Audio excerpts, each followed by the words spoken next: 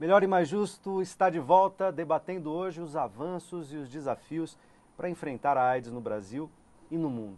Eu quero retomar devolvendo a pergunta que eu deixei pendurada no final do primeiro bloco. Alexandre, social, então as questões são sociais, ok, mas é possível demarcar que âmbitos sociais, de que âmbitos sociais a gente está falando? Acesso aos medicamentos, serviços de saúde adequados, informações adequadas, acolhimento tanto em âmbito dos serviços de saúde, quanto pelo ambiente onde vive, em que campos e de que maneiras isso ocorre, essas coisas ocorrem? Então, acho que é importante termos em conta que quando falamos da AIDS, nós estamos falando de um tema complexo e, por sua complexidade, ele exige um envolvimento e uma resposta de todos os setores da sociedade. Ou seja, ele exige uma ação conjunta, governo, sociedade civil, setor privado, universidades e todos aqueles, religiões, e todos aqueles que podem, de fato, contribuir com essa discussão. Tem vários pontos em relação à AIDS que são estratégicos hoje, mas eu talvez colocaria o que é, para mim, o mais importante, que é o diagnóstico precoce do HIV. Hoje nós sabemos que se uma pessoa que estiver sob uma pessoa HIV positiva, que estiver sendo acompanhada no serviço de saúde, ela, primeiro, né, como eu disse, vai ter uma expectativa de vida muito próxima da população em geral, mas também a chance dela passar o vírus para uma outra pessoa reduz de forma significativa. Hoje as pesquisas mostram que se ela tiver sob tratamento antirretroviral, essa porcentagem reduz 90%. Mas por conta do comportamento, da atitude do doente ou simplesmente pelo efeito do coquetel? Pelos dois. Pelos dois, por uma combinação dessas duas coisas. Sabe-se que 70% das pessoas que ao iniciar o tratamento, elas automaticamente tendem, só ao conhecer o seu estado sorológico, elas tendem a adotar prática segura por uma questão simples, uma questão de solidariedade, por uma questão de compromisso com o outro, por uma questão de entender as questões que estão envolvendo a epidemia de AIDS. Entretanto, só o uso do coquetel também possibilita a redução a carga viral diminui. É isso, ele diminui o vírus que as pessoas têm no organismo, faz com que elas fiquem em níveis indetectáveis do ponto de vista de exames e, portanto, ela não tem o vírus para passar. E isso reduz em 90%. Tem vários estudos que estão saindo muito recentemente que traduz. Agora, fazer o diagnóstico não é uma questão simples, né? Acho que todas as questões que foram aqui pontuadas, que foram colocadas, demonstram de fato como não é simples. Por um lado, tem que motivar a população a buscar o teste, mas, por outro lado, o teste tem que estar disponível. Os serviços de saúde têm que sair dos seus muros e levar o teste à população, especialmente aquela população que habitualmente não vai a um serviço de saúde porque ela se sente saudável. E essa é uma questão importante. Diferentemente de outras doenças, quando surgem os primeiros sintomas na AIDS, já demarca um estágio avançado da doença. Então, se ele for esperar ter sintoma para ir ao serviço, ele vai chegar tardiamente. E quem chega tardiamente... Ou seja, estratégias preventivas seriam fundamentais, exames de rotina, independentemente de qualquer sintoma. Isso acontece, Rita? Isso acontece, só que é bom, eu quero deixar claro que em relação ao tratamento, a forma de informação, o serviço de saúde, ele tem um trabalho que chama SOI, que é um atendimento... O que é SOI? SOI é um serviço de orientação, né, à pessoa. Quando ela chega até o serviço, ela é acolhida, ela passa pelos médicos, os exames, após o diagnóstico, ela passa por esse serviço, aonde ela é orientada, como ela deve proceder a partir de então. Então, essa é uma estratégia do SUS ou ela é uma estratégia específica de determinados municípios, estado? Não, em Santo André, no ARME, mas todos os serviços têm esse serviço de acolhimento. Ali ela tem o serviço. Mas chamado SOI? SOI é o serviço de orientação, é em Santo André, na Vila Belmar, no ARME. Lá ela é orientada, como ela deve proceder a partir de então. Ela tem um atendimento psicológico, ela tem terapeutas lá que podem ajudar. A nossa entidade também oferece um trabalho com psicólogos, para familiares, inclusive, para aprender a lidar com o soro positivo. Lá ela passa até essa orientação de como ela vai proceder a partir de então. Os medicamentos, como devem ser tomados. Tem, inclusive, às quartas-feiras, toda a primeira quarta-feira do mês, um serviço lá, na Vila Belmar, que é um grupo de adesão. Lá eles aprendem a tomar medicação, a importância de tomar essa medicação corretamente. Aprendem que a partir de então elas podem passar a ter uma vida normal, como qualquer outra pessoa, se elas fizerem o tratamento corretamente. Então eles têm acesso a essas informações. O que ocorre? Muitas pessoas, quando pegam o teste na mão, elas falam, morri. Elas piram, né? Então elas no abandonam popular, tudo. elas piram, né? Então elas deprimem, enfim. Abandonam o tratamento, não tomam as medicações. Você vai oferecer um psicólogo, eu não preciso, eu vou morrer mesmo. Você entendeu? Então, o que piora a situação deles? Mas, eu só queria alertar uma coisa. Isso é esperado, né? É esperado que qualquer pessoa que receba o diagnóstico de uma doença importante, que vai ter um impacto na vida, de fato ela tem uma desestruturação. Sim.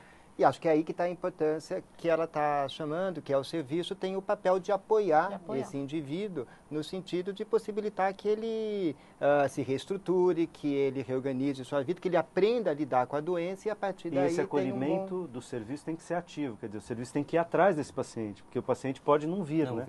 É isso que distingue um serviço bom e do serviço ruim. Mas a dificuldade é muito grande. Vamos dar um exemplo, uma cidade como Santo André, né? Soro positivo, nem todos fazem tratamento, a minoria faz o tratamento. É muito difícil, porque cada um sabe de si. Eu vou dar um exemplo para você. Eu comecei a usar o primeiro AZT que chegou, 95, final de 94, 95, porque eu recebi um pouco antes. E eu uso o último medicamento, a última geração disponível. Então, por que isso? Porque eu fui um desobediente. Nos primeiros coquetéis, logo que veio o AZT, em 97, já começaram a vir, né? Os retrovirais, que são os remédios que composto o coquetel. Foi quebrado, infelizmente, eu abandonei várias vezes o tratamento.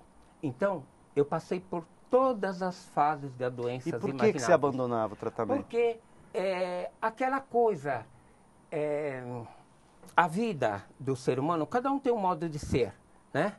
Mas você nunca, eu nunca acreditei na morte, mesmo sabendo que naquele período foi um período crítico, né? Mas acontecia aquela coisa, você tem problemas de família em casa, como eu, arrimo de família, e é tanta coisa, vai uma hora você esquece, outra hora... Eu deixei muitas vezes de tomar o medicamento, por isso quebrei todas elas. Essa é a última que eu estou tomando, é a última geração de medicamentos, eu tomo o último que está aí, né, disponível à população, que são poucos os que tomam, né? E é facilmente disponível, tranquilamente, sempre em quantidades adequadas. Isso, você tem o horário, que são 12 horas. E outra coisa, na verdade, você não toma só os retrovirais, que nem no meu caso. Eu tomo remédio para pressão, eu tomei remédio para o câncer de próstata, que através da sorologia, as doenças que apareceram, né? Eu tive problemas de pele terríveis, né? Então, quer dizer, você não toma só o coquetel. No meu caso, eu tomo remédio para pressão, eu tomo remédio para pele, problemas de pele.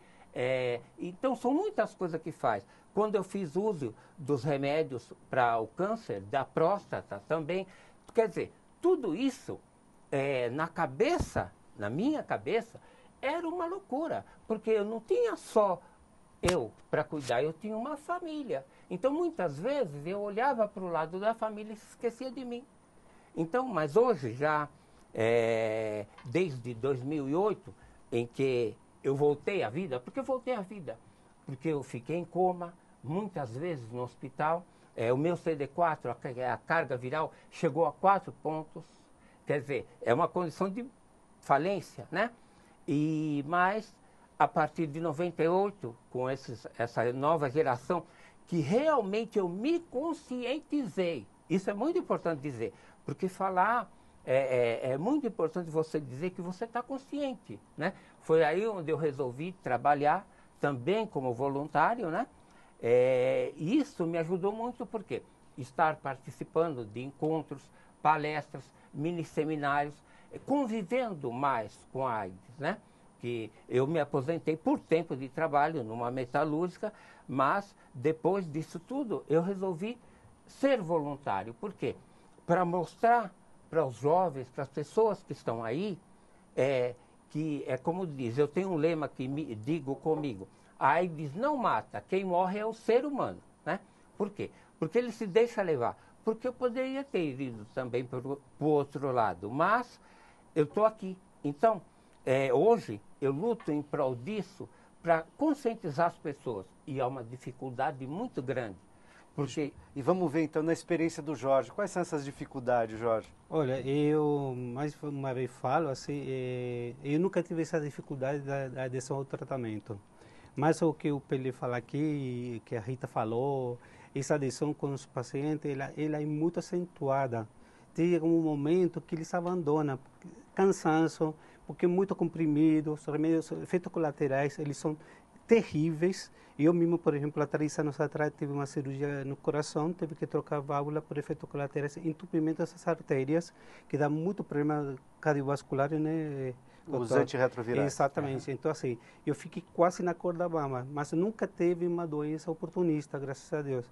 Só que, assim, o que eu vejo, assim, eu faço que o remédio é meu amigo que vai me acompanhar para o resto da vida. Se eu quero viver, eu vou ter que tomar esse remédio. Eu sei que tem um efeito colateral, mas que eu prefiro abandonar ele e começar a ter as sequelas da AIDS, né? Então eu tenho que optar. Uma coisa fica bem clara isso para mim. Como ele falou também, além dos remédios retrovirais, você tem outros acompanhamentos, remédios para manter um nível do sangue, para esqueci o nome, para manter o sangue firme por causa da válvula, remédio para pressão, tem que estar acompanhando todo mês no cardiologista. São coisas que te tira da tua rotina, ou seja, passa exige uma disciplina e exige constituir outros modos de vida, né? Exatamente. No momento que você descobre tua sorologia, você muda totalmente a tua vida. E como é que era? Porque, Jorge, você é chileno. Isso. Você teve experiências já soropositivo no Chile, ou conhece experiências do Chile e aqui no Brasil. A diferença, já que a gente está falando da AIDS, estamos falando do Brasil, mas temos uma experiência na mesa de alguém que viveu 2 realidades. Como é que é no Chile? Olha, no meu país, lamentavelmente, é bem diferenciado, porque quando eu vou de férias para lá, eu visito algumas ONGs e converso com muitas pessoas portadoras do vírus HIV. Não tem toda essa facilidade que o Brasil te oferece, né? O Brasil, vamos falar que nota 10, né? Apesar que a gente sempre cobra mais, né? Daqui do Brasil. Mas assim, por exemplo, você não tem direito à aposentadoria, você não tem isenção tarifária, você não é mandado para a caixa, para ficar na caixa afastado por um tempo. Geralmente, quando você vai fazer o teste de HIV, você tem que deixar o nome da empresa que você trabalha e quem sabe primeiro a empresa que você tem o vírus HIV e você é demitido na hora, né? E você não consegue emprego em mais lugar nenhum, né? Então, assim, essa pessoa geralmente se insere numa ONG, né? Que essa ONG que não tem geralmente o suporte que deveria ter das autoridades, por exemplo, do meu país, e eu lamento muito isso, né? Que eles me perguntam como que fazemos para a gente ir embora para o Brasil.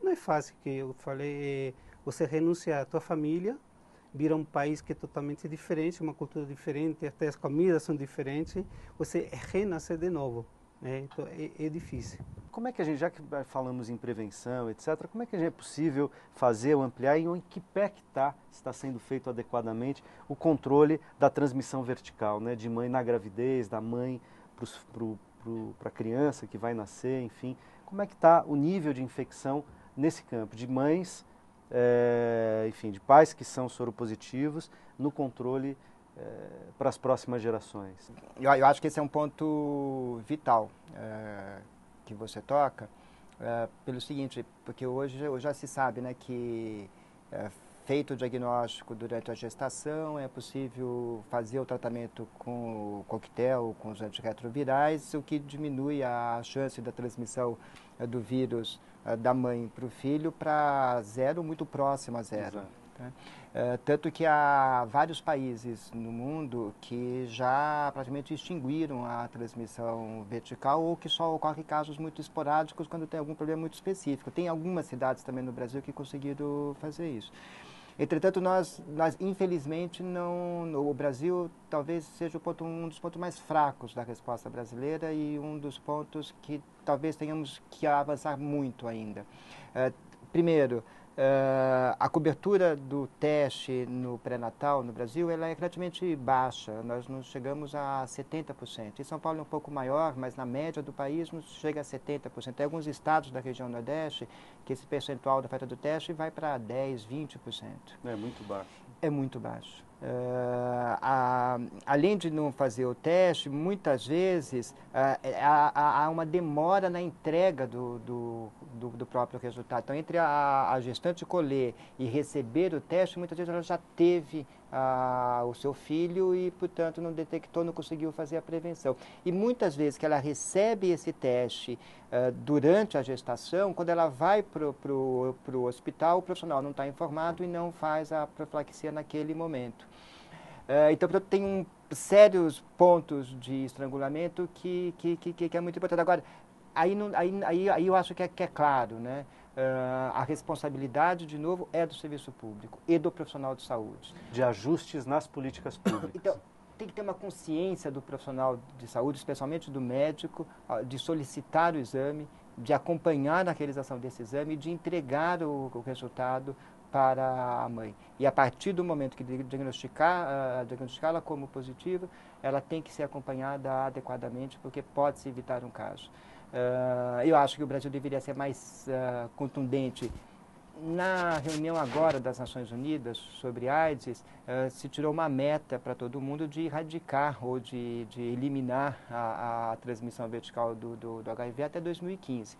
Espero que isso, de fato, reforce as prioridades públicas. Poderemos cumprir essa meta no Brasil até 2015? Mantida a tendência atual, não. Nos últimos anos não houve uma Mas vamos nos aproximar desse cumprimento? Ou não? Havendo redobrando as iniciativas e havendo uma liderança mais forte da área de saúde, sem dúvida nenhuma, teríamos condições para chegar a isso. Ok, a gente tem que fazer mais um rápido intervalo e daqui a pouquinho a gente volta.